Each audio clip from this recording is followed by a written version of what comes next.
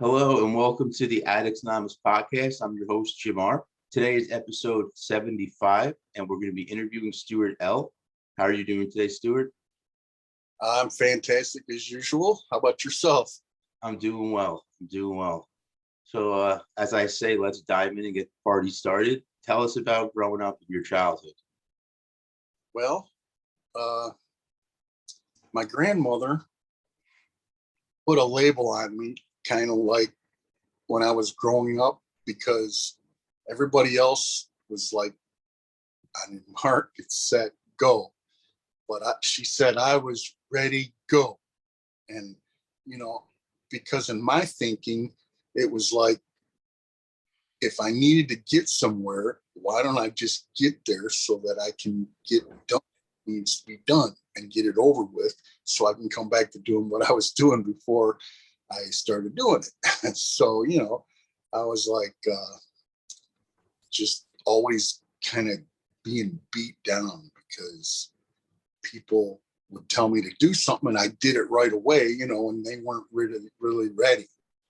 And it's still happening a little bit these days because I'll notice that, like my mom will pull up to eat at a restaurant and I'll be out of the car and in the restaurant and she'll just be exiting the car, So, I kind of like have to be a little bit mindful, when I'm getting better, I see where the holes are at in the street and I'm making arrangements to avoid them before I actually find another street to go down. But I'm working to improve myself constantly. So, I know we were just talking earlier about your childhood. I know you grew up a different way than some people. Tell us about that. Yeah, well, I grew up and I was raised Jehovah's Witness from birth and from infancy. And, I was made to study the Bible, which I hadn't understood really. And I was made to go to the Kingdom Hall, 3 nights a week, total of 5 hours a week. And, I would have to stop watching my TV shows and everything, just to go to hear some, people talk at the Kingdom Hall about worthless dribble to me. It's like I had no desire to, want to study. But it gave me a pretty good foundation as far as, knowing what's in the Bible and stuff. But my mom and dad were both drinkers, and my mom, she was real young. My mom had me when she was 17 years old. And I guess my dad's family wanted her to give them to me to raise, give me to them to raise. So, so that she could continue with her childhood growing up. But, she wouldn't do it. Her mother told her to hang on to me and not let me go. So, I had to put up with, being raised by an inexperienced mom. And I was the only child for 6 years from 1964 until 1970 when my little brother was born. And, then he was like 2 years old and I was 8, and my dad decided that he didn't want to be in the family anymore. So he left, and he kind of left me and my brother stranded, with my mom, to my mom's devices and stuff, and she wasn't too tightly wrapped. And, but,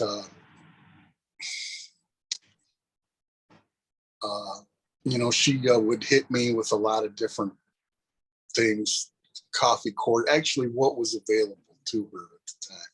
She would hit me with it, and take her frustrations and anger out on me, and it left me feeling that, that I had this effect on people that would make them just reject me all the time, and it became kind of a resentment.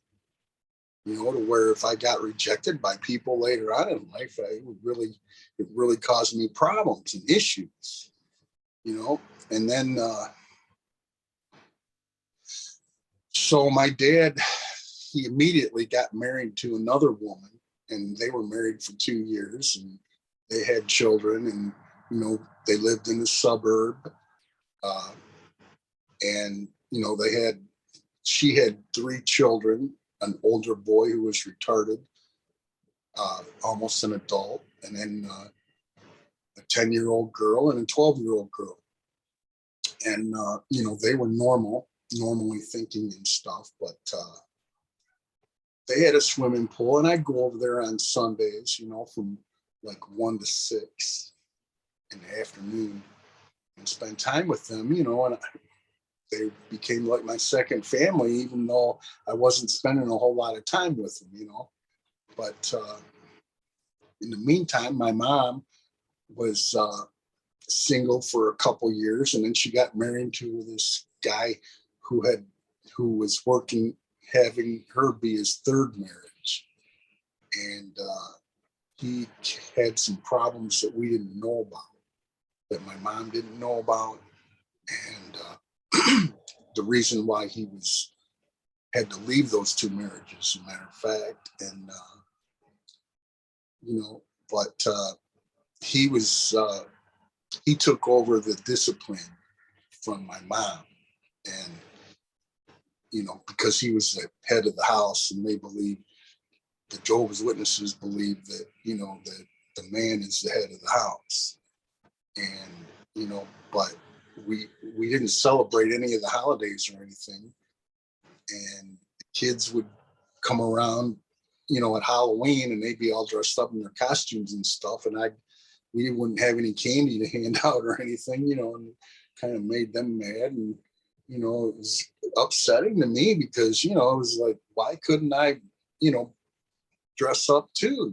It's like it just didn't make any sense, just because we were Jehovah's Witnesses, but that they're under the belief that Jesus said to be separate from the world.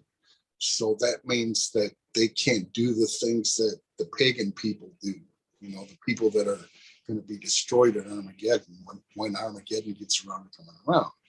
So my whole family's Jehovah's Witnesses. They all have the Jehovah's Witness mentality. And really, they made me who I really am today, and at least they started me. And, it was like, I was never too good at really handling stress, a lot of stress.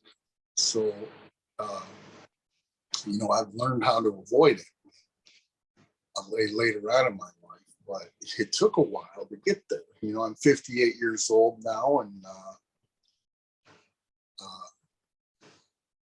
I've learned a few things, I've experienced a lot of things, and I've finally come to a realization within the last year or two, about my recovery and about reality and the way things work on this planet. So, but back to my dad.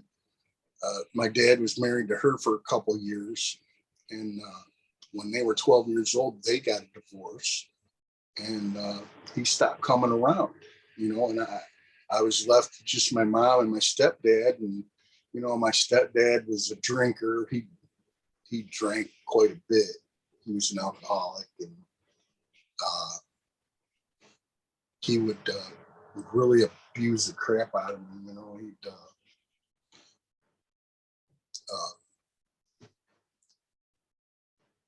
what they call discipline, because they believe that, if you spare the rod, you'll spoil the child.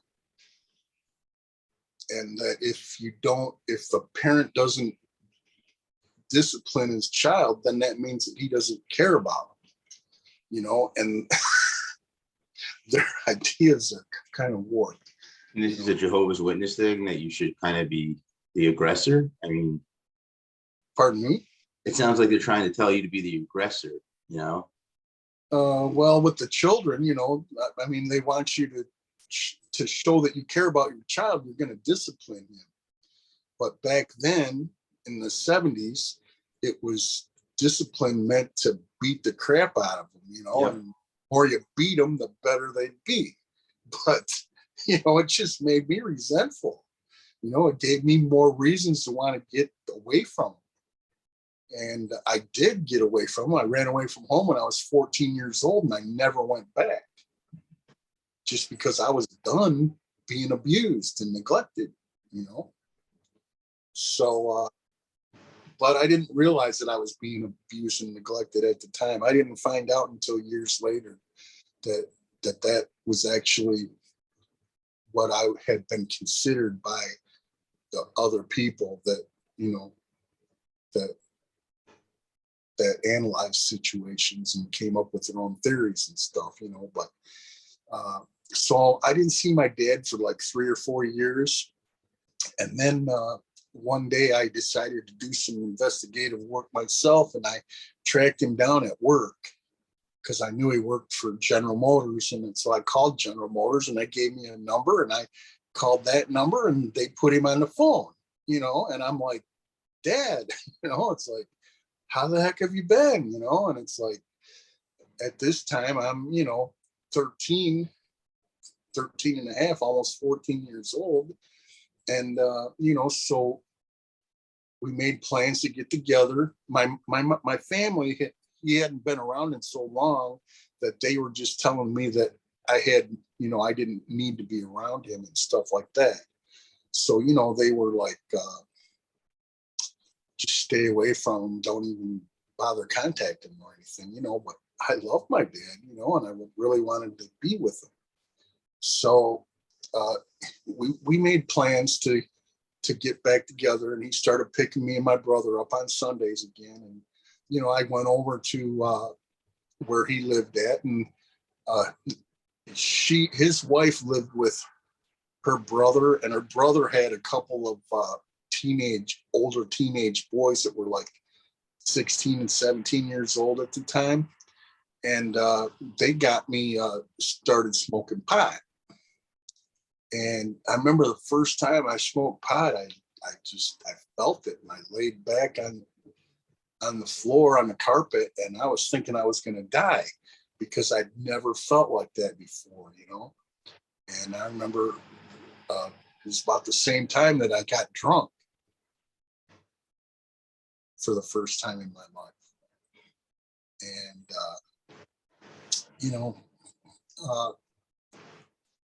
I don't know, I developed my own, it was like I wanted to get high and drunk more than I wanted to be abused at home, Do you think now you're using that as an escape from reality, from your home life? Yeah, absolutely. Absolutely. Yeah, because my life was pretty bad, the things that I had to go through and experience and stuff, it was bad. So getting high and drunk was a way for me to get away from that and, experience something that was more pleasant to me than, be but abused and neglected. But so the year that I was 14, my dad, the last thing he said to me was he yelled at me, and he said to just leave him alone. He was upset about something, and he but that's the last thing I remember him saying to me. And then after that, he killed himself. Sorry to hear that. What happened? Do you know? Yeah, he took an overdose of sleeping pills. But, he must have had problems and stuff. He was sick. He was an alcoholic, and he was having problems in his life. And he hated the fact that he was Mexican because he liked light girls, and, the white girls' families and stuff looked at him like he was a dirty Mexican, and they wanted to get their daughters away from him and stuff, But I don't know. My family accepted him. My Stuart family, because I was named after my mom's maiden name. Okay. Yeah, so Stuart was the name. But yeah, so when he killed himself, it sent me into a deep, dark depression, that I still haven't fully recovered from, but it's getting better, but anyway, uh,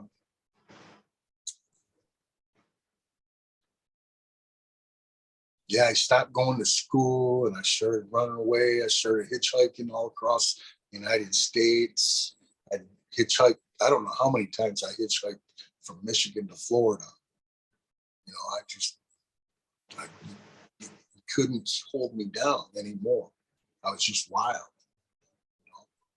Uh, one time I woke up and I was in Washington, D.C. I had hitched up Interstate 95 to Washington, D.C., uh, just I went through a lot of stuff, being antisocial and stuff, I got beat up a lot. Was there a reason you were hitchhiking to Florida? Was there anything down there? It was just open road, and it was a chance for me to be alone and by myself, which I really wanted because I didn't want to be around my family because they were, so abusive and neglectful. And they really weren't raising me right, and I was having to, rely on them for my support. And it's like, well, if I got to rely on them, I might as well do it myself, So I ended up, after that, I ended up getting married. Actually, I ended up, what happened exactly was I ended up in Whitmore Lake Training School, WJ Maxey, for juvenile delinquents, state ward juvenile delinquents that, had committed felonies and stuff like that, and they needed a place. Just going back a little bit, you had become a ward of the state? Yeah. Yeah, I was a ward of the court, and the court couldn't do nothing with me because I kept running away from their facilities. And so they made me a ward of the state because the state had other options, but they couldn't do anything with me either. I ran away from their facilities too. And, but I was really smart. I had a lot of intelligence, had a real high IQ. And I went to this training school called WJ Maxey, BTS, Boys Training School. And I got my GED while I was in there. I didn't study for it, but just for a couple months. And I took the whole test in one day and passed it all in one day the first time. And, I came up with the best score out of the whole group that I was in. And, they gave me an IQ test, and the teachers were all puzzled about why I was in there because I was so smart, but kind of like I always heard that Einstein couldn't tie his own shoes. So, it's like sometimes being that smart can be a curse. No, I've heard stuff like that before. Some of the smartest people in the world have very little understanding of certain things. Right, Exactly. So,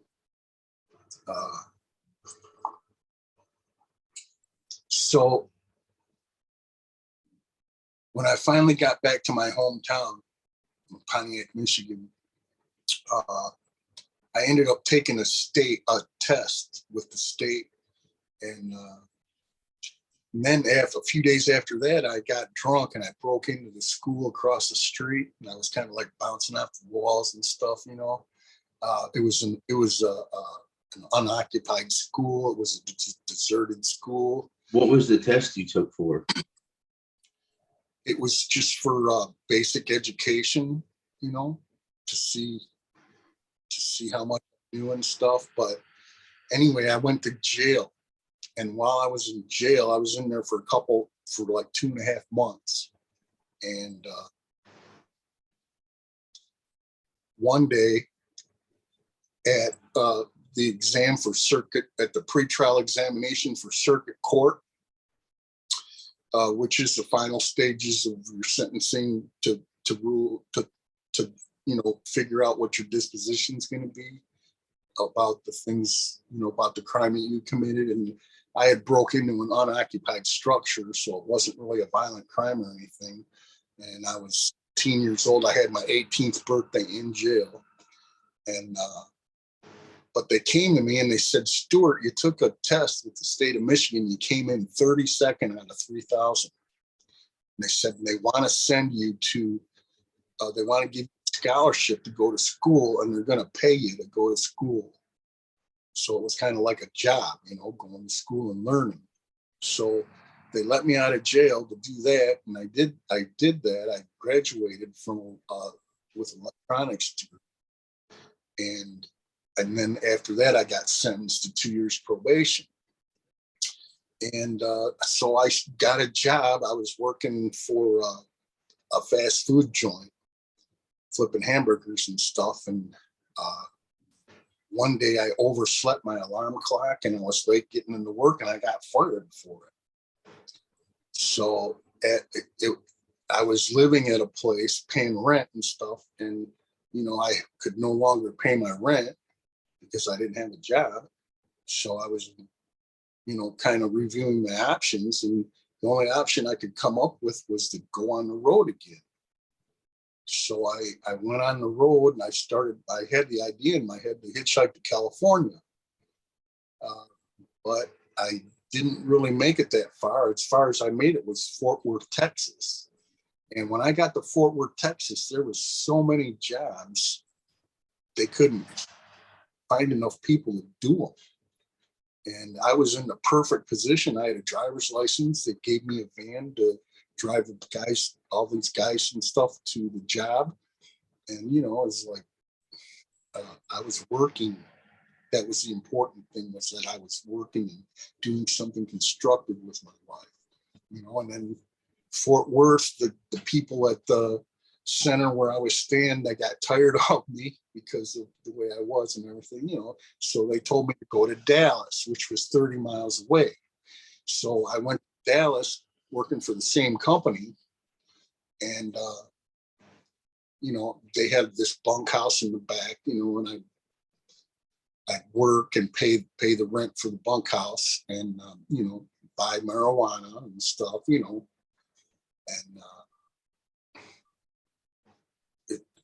I only had enough money just to pay rent, buy food, and smoke a little dope, and and then I met this girl, and I ended up moving in with her. She was happened to be the daughter of the principal of Laredo High School, one high school in Laredo, and I was living with his daughter in Dallas, and that worked out for like 6 months, and then she got tired of me, and I ended up going to Houston.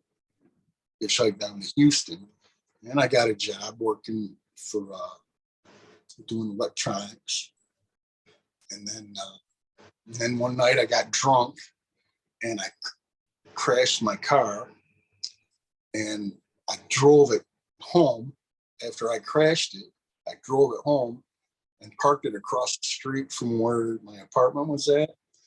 And the next morning I woke up and I hitchhiked back up here to Michigan. But when I left to go to Fort Worth, I had violated my probation in Michigan. So when I ended up going back to Michigan, and things were going fine, I was working, and I had another girlfriend and stuff, and they caught me one night and put me in jail, and they sentenced me to 6 months in jail. And in the 6 months, I must have had about 5,000 phone calls with this girl that I had been living with. and we were making plans on getting married. And some days I'd just scream at her and hang up, but she kept calling back and she still wanted me and stuff, And February 14th, Valentine's Day, I gotten out of jail on the 6th of February of 1986.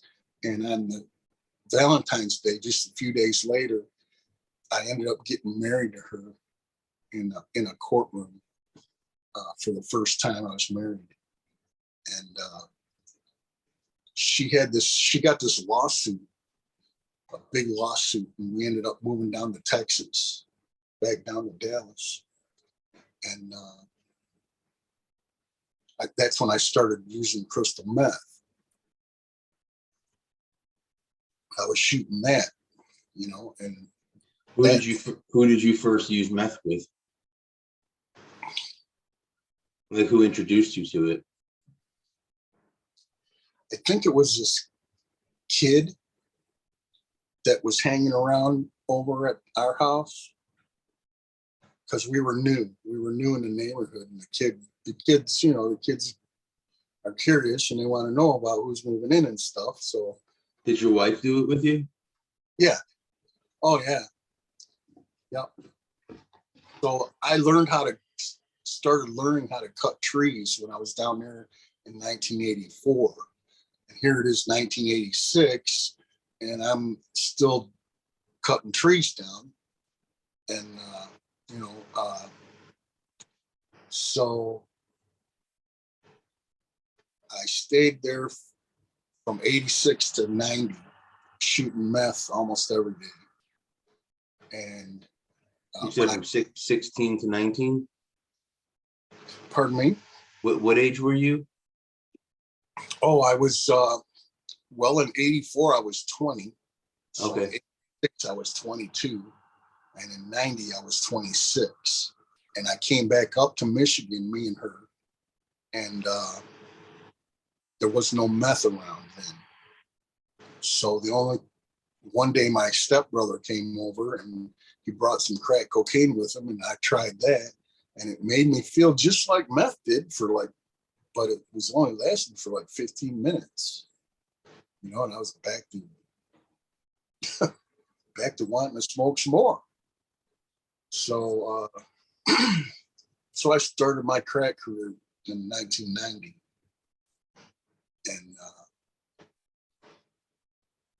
and then my stepdad got pulled over. He got in a wreck, and he got charged with operating under the influence of liquor, which is an alcohol-related driving offense. And they made him go to AA meetings. So he called me one night and he asked me if I wanted to go with him. And I said, sure, I'll go with you. I always wanted to know what an AA meeting was like. And I remember I got in the AA meeting and I said, well, how do you know if you're an alcoholic? And the guy says, well, if you find yourself in an AA meeting, chances are you're an alcoholic. And I said, come on. I said, I was just invited here and I just decided to come here. Why am I an alcoholic? Because I accepted the invitation, So I was like thinking the guy was nuts, but he ended up being right. In 1992, after I had smoked crack for a couple of years, I went into a treatment center, and on the last day of the treatment center, they kicked me out. They said, what made you seek treatment in the first place? Did something happen where you had to go, or did you do it on your own? Yeah, I had these checks. Back then, you could write checks for a month, bad checks for a month, and get away with it before it would register on the list that all the merchants would have, saying that the checks were no good. So during that month, I wrote like $18,000 worth of bad checks. And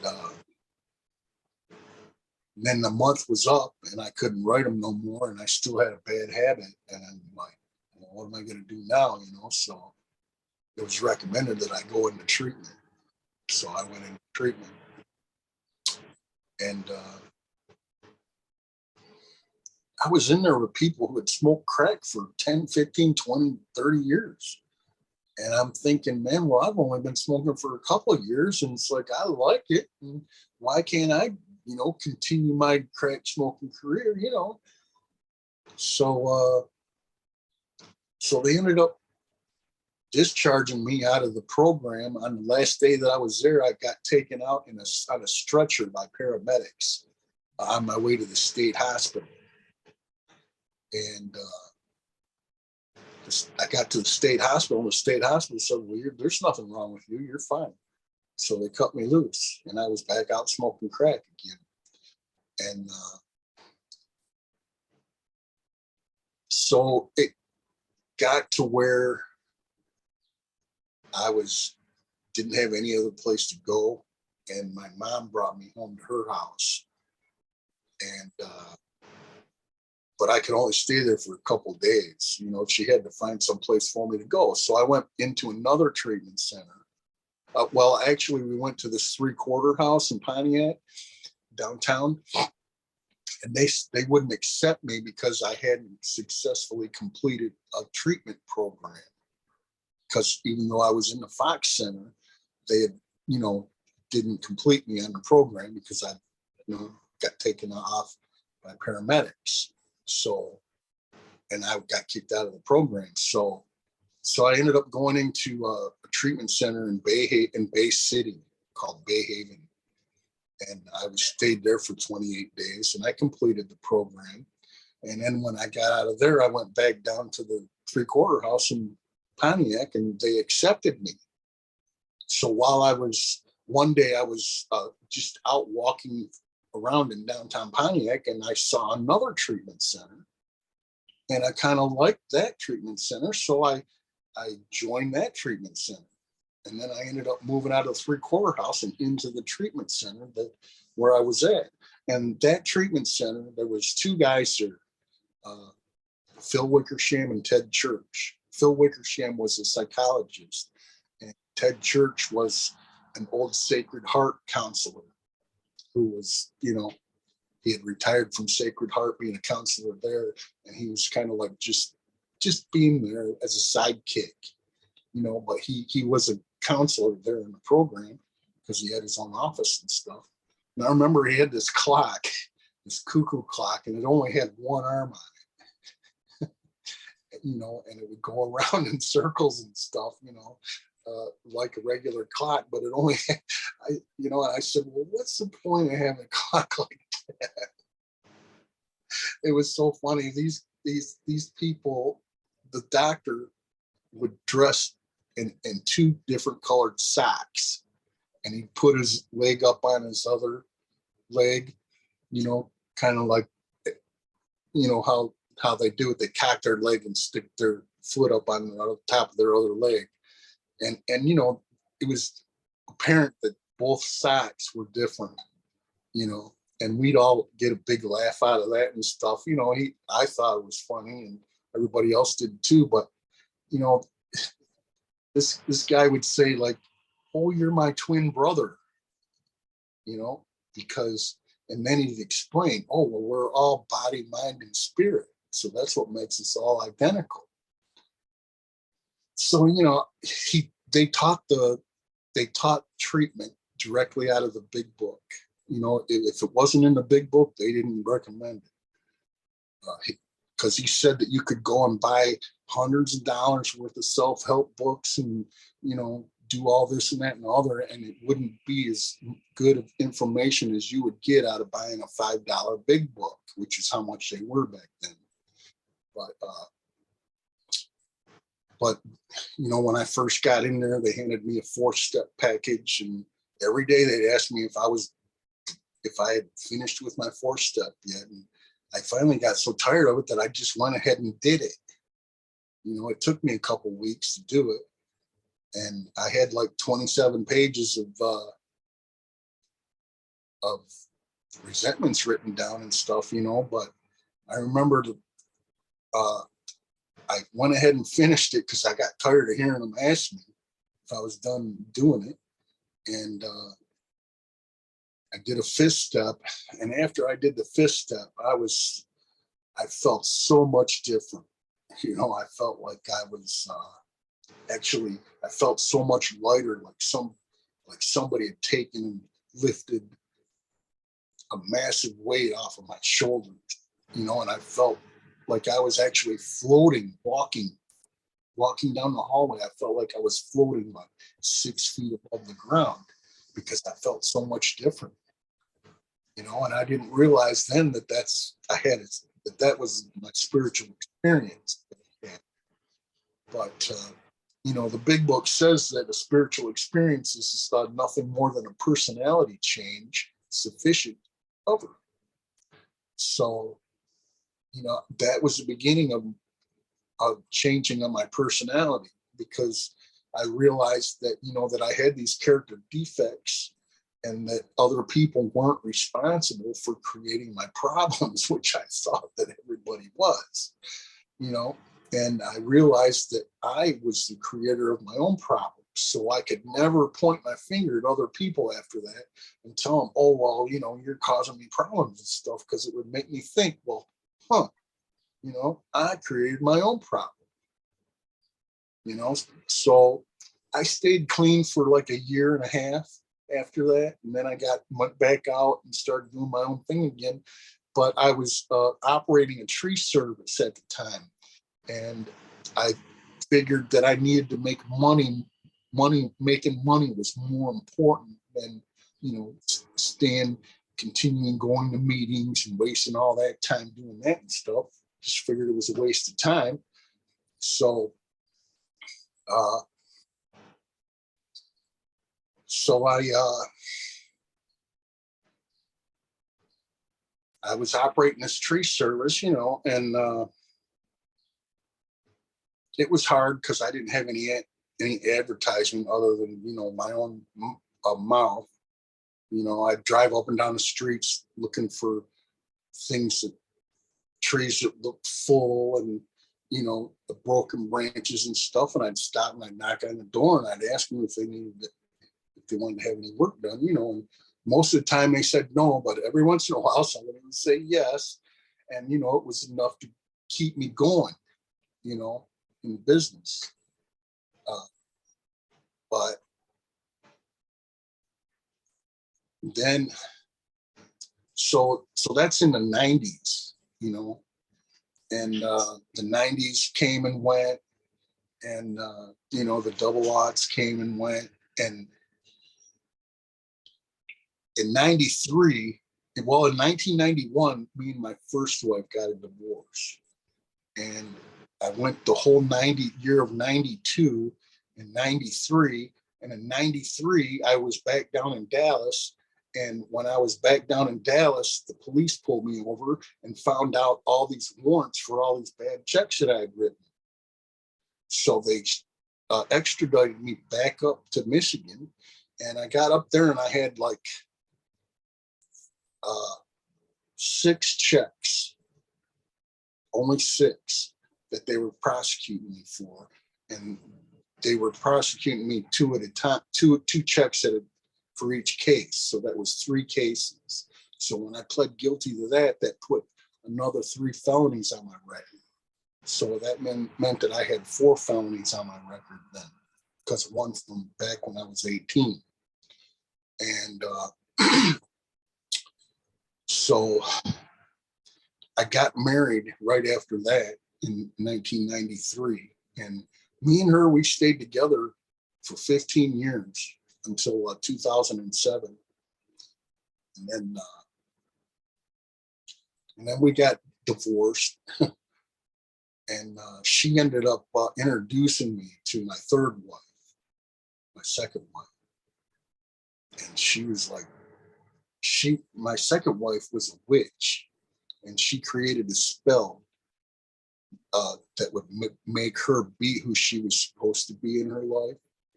And she followed through with it and everything.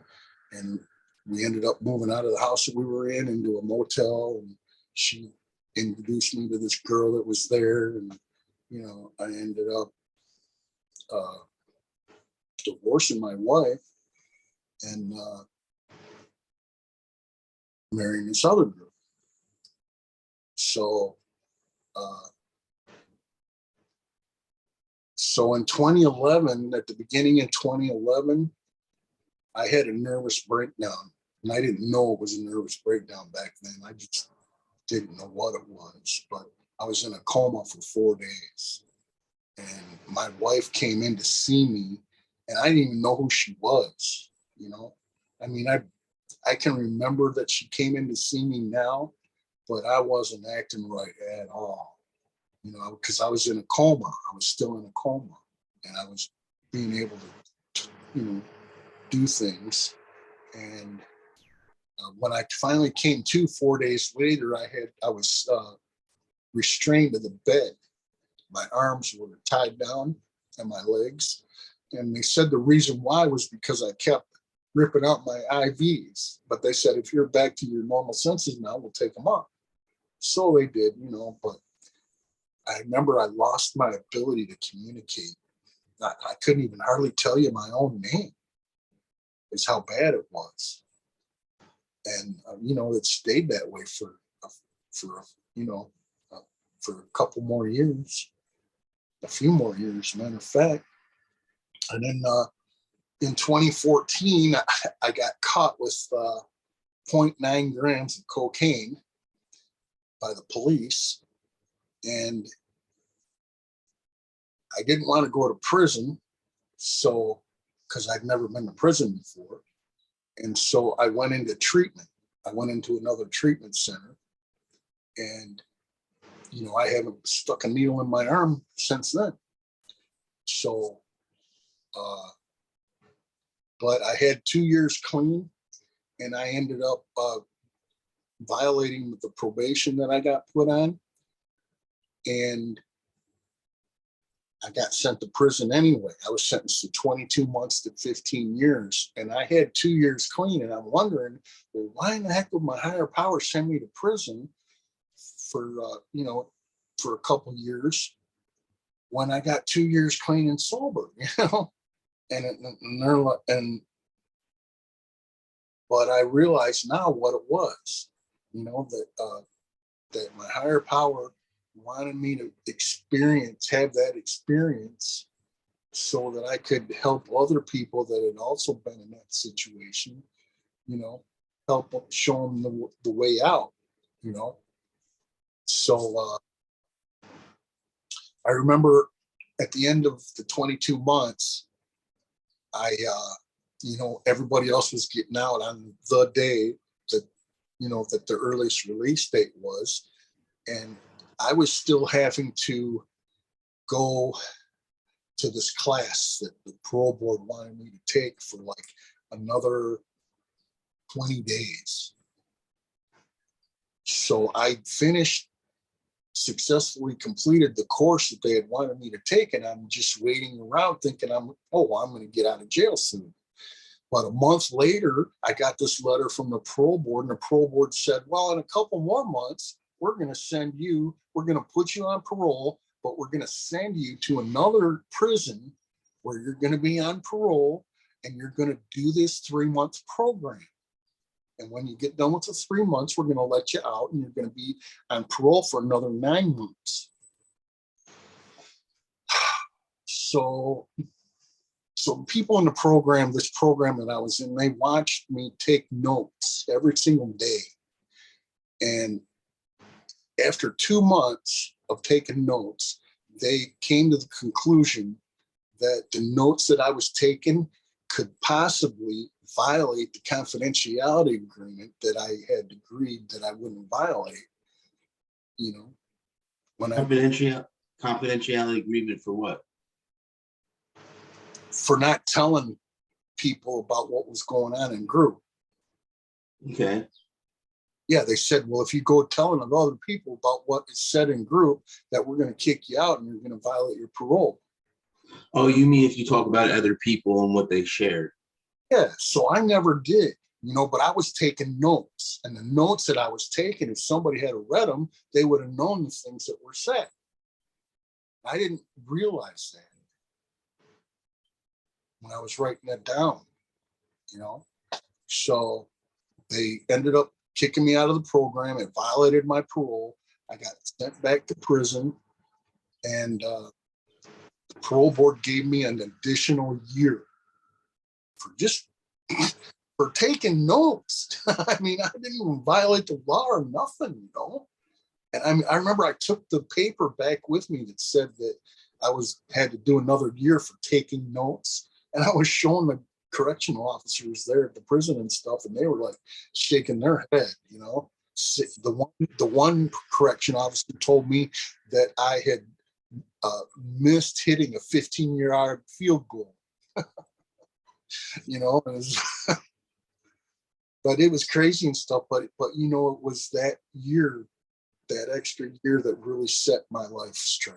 It put me in a position to where I was thinking that God was taking such good care of me that I wanted to find out how to kind of return the favor to him, you know. And I started going to Catholic services, and Catholic services, you know, I missed telling you a part. Back in 2008, I was shooting heroin back then. I started when I was 44 years old, and that was the year that I had started, was 2008. And at the end of 2008, I got an infection in my foot, and I ended up, they gave me 13 operations on it trying to remove the infection. They couldn't do it. So my foot was all hollowed out and stuff, and they just wanted to put a staff in my upper leg and cut my tendon off and tie it to that so that my foot would heal flat, so that they said that I could gimp around on it. And I just said, you know what, just take it right off. So I have a right below knee amputation now since 2008. And, you know, I had this when I was in prison and stuff, you know, but it was like no big deal to them, you know. But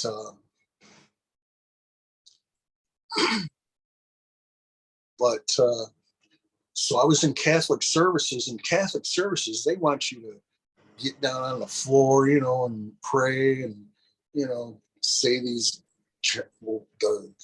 say their sayings and stuff, you know.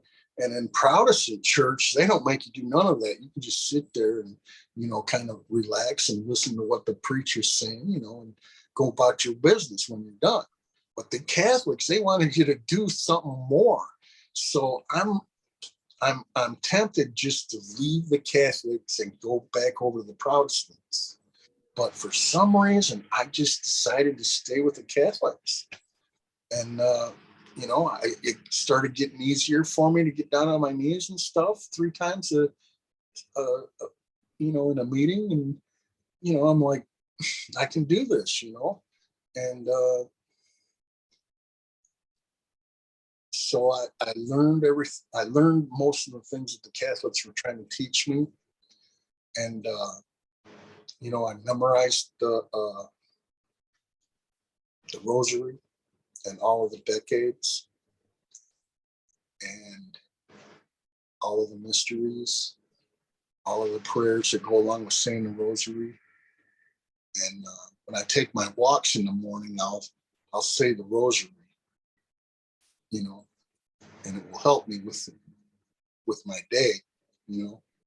It'll help me get along through my day and stuff, you know, because I have that 20 minutes with God that it takes me to say the rosary, you know, and walk them up, make the mile walk that I do. And it's really improved my relationship with my higher power. And it's really gave me a new understanding that, you know, that my life, because, oh yeah, I ended up going to college, getting involved with college right after I got out of prison. And my parole officer loved me because I was volunteering at the Alano Club in Flint, you know, doing free work there.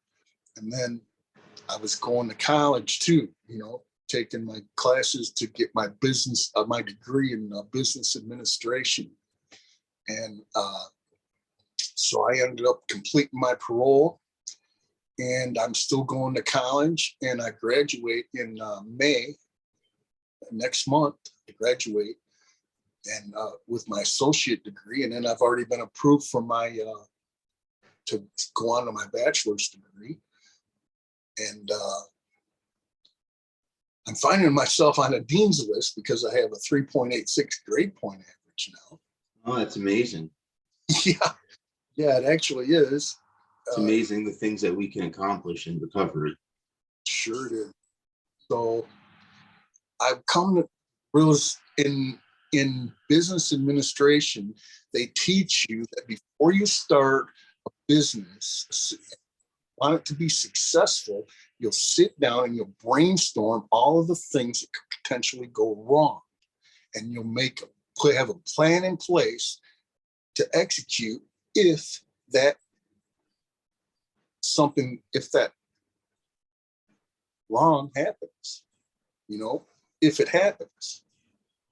So along those lines, I understand now that before God created the universe, he came up and he thought of all the different things that could go wrong, and he had a plan in place for that before he even created our universe. So that means that the plan for my life today has been around for 13.8 billion years of my years, and it makes me humble that I can actually be a part of such an ancient plan to where the timing is perfect, for my life. And this plan leads to my success. And the only thing I have to do really is to just let it happen. And that means I don't have to plan anymore. I don't have to try to worry about zigging or zagging, to get out of this problem or that problem or anything, It's like, because the one thing that I can do today is accept whatever happens to me today. Yeah. And if you accept something, you won't have a problem with it. Because when you have a problem with something that you can accept. So even the bad things that happen to me today, the things that other people consider bad, I just accept it, and I don't have a problem with it. It's like the other day I slipped in the bathtub and I opened up, I busted the ceramic soap dish and it left a jagged edge. And when I fell back down into the tub, it sliced my arm open from my shoulder to my elbow. And it sliced, it had like a 2-inch gap in this cut in my arm. And I knew I couldn't see it, but I knew I was in trouble when I stuck my hand back there and I felt the gap. So I got some help. Paramedics came and got me and stuff, but I never felt any pain. The only pain that I felt was a little bit of pain in the emergency room when the doctor, just before the doctor started putting the staples in before he gave me the lidocaine. But, it's like that was the only pain I felt, and I didn't feel any pain at all. And the only thing I can think of is because I just accepted it. I was accepting of it. So I think I'm living in another dimension these days, that I don't live in the fleshly dimension. I live in the spiritual dimension. And all these things that I've heard that Jesus said about how we couldn't enter the kingdom of heaven unless we were like little children. Well, to me, that means that little children have fresh minds, and entropy hasn't had a chance to work its way in yet with them. So the 12 steps helps you keep the entropy reduced. And it's all done with rigorous honesty.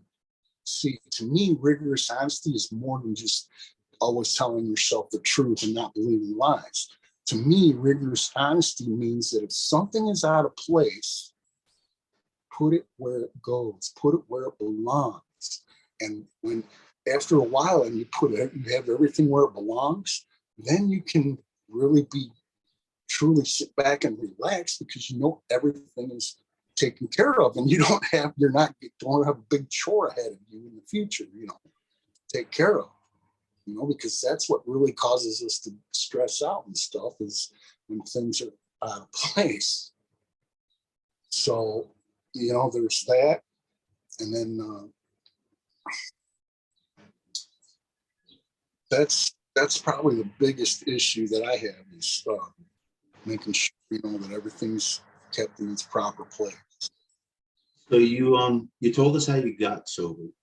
Now tell us what you do to stay sober. And my other question is, what have you learned from all this? And do you have any advice for our viewers and listeners? Yeah, well, these days I go every single morning. I wake up at between 4 and 5:30, and I am ready to join a Zoom meeting at 6 o'clock for an early birds meeting where I participate in the meeting. And every Thursday now I chair the meeting. And,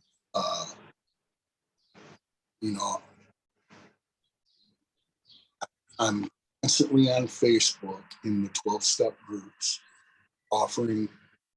telling people, and I'm friendly with everybody, and I don't say any negative things. I don't tear people down. Even if I think that they're wrong, I'll still encourage them to do what's right, and I just have an abundance of friends these days. And, and I take my walk in the morning and I say the rosary. And if I ever have a negative thought entering my head these days, I just think of something positive. I'll actually say the rosary if I start thinking negative. And the rosary, spending 20 minutes with God, it's like has a uplifting feeling, with me. It's not depressing anymore because my diagnosis from the time I was 19 years old was manic depressive.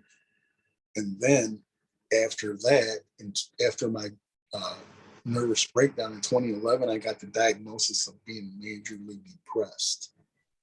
Because I can't tell you how many times I tried to kill myself. I hated myself because I thought that I was a complete failure. But the author Malcolm Gladwell, he said that on the road to great achievement, the late bloomer will resemble a failure. And that gives me great hope, because I know that, that I got a better life in store for me.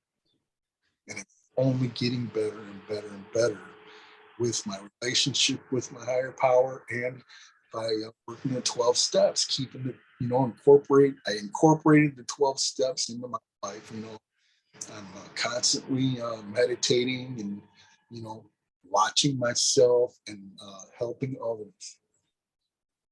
And with those three things, it's like keeps me on keeps my thinking straight. Well, that was an amazing story. You've been through a lot, and it looks like you've handled a lot as well. So that's all we got for today, I guess. Did you have anything else you wanted to add before we end this? Yeah, I wanted to say that the other day I had an appointment with my psychiatrist, and they're going to be reducing the Wellbutrin that I'm on by half. They did. So now I usually take 2 150s every day. Now I just take the 150 and throw it right in the garbage. That's great. And I have never thought about committing suicide again. and I don't have negative thoughts. I'm constantly uh, thinking positive things. And if I hear people talking negative, it won't even distract me at all. I just stay focused because I believe that in the Bible, when the Apostle Peter was walking on the water, that he was distracted by the things that were going on around him in the fleshly world. And what happened? He started sinking, and he almost lost his life. So that means that that the negative things are always out there. They're screaming out at us, trying to distract us away from the things that are really important in our life. But we have to fight. Sometimes it's a struggle to stay focused on what we need to do and what we need to get done. That's great. That's really great. So let's wrap it up here. I want to thank you again, Stuart, for coming on the show. And for everybody listening and watching, if you can, and you like what you heard and saw, go below, give us a subscription, and also give us a like. Also, you can check us out on Twitter, Instagram. We also post on Facebook. And in Facebook, if you go to the groups tab, you will see a lot of stuff in the events tab as far as different Zoom meetings. So we do those every night at 6:30 Eastern time. All of that information is listed in the events tab. So that's all I have for today. And until next time.